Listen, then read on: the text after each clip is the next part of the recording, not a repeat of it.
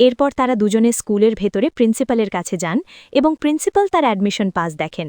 তারও একটু অদ্ভুত তো লাগে যে এটি ব্লু সিলভার গ্রাস, কিন্তু এর সোল পাওয়ারফুল। কিন্তু সাথে গ্র্যান্ড মাস্টারকে দেখে তিনি তাকে অ্যাডমিশন দিয়ে দেন। গ্র্যান্ড মাস্টার যদিও এখানকার কোনো টিচার নন, কিন্তু প্রিন্সিপাল এবং বাকি সবাই গ্র্যান্ড মাস্টারকে খুব শ্রদ্ধা করেন এবং গ্র্যান্ড মাস্টারের দাপট পুরো শহরের ভেতরে আছে। এখন ট্যাং শ্যানকে হস্টেল 7-এ ভর্তি করা হয় এবং এখন সে নিজের হস্টেলের ভেতরে যেতে থাকে। যখনই সে নিজের হস্টেলের গেট খোলে, তখনই একটি বাচ্চা তার উপর আক্রমণ করে দেয়। ট্যাং শ্যান সেই বাচ্চার সাথে লড়ে এবং দুজনের মধ্যে ফাইট হতে থাকে। এই ফাইটে ট্যাং শ্যান সহজেই সেই বাচ্চাকে হারিয়ে দেয় এবং সব বাচ্চা ট্যাং শ্যানের জন্য তালি বাজাতে থাকে। এখন এরপর সেই বাচ্চাটি উঠে দাঁড়ায় এবং সম্মানপূর্বক তাকে জানায় যে এখানকার একটি ট্র্যাডিশন আছে যে যখনই কোনো নতুন বাচ্চা আসে তখন এখানকার বস তার সাথে লড়াই করে, এবং যদি সেই নতুন বাচ্চাটি জিতে যায় তবে তাকে এখানকার বিগ বস বানিয়ে দেওয়া হয়।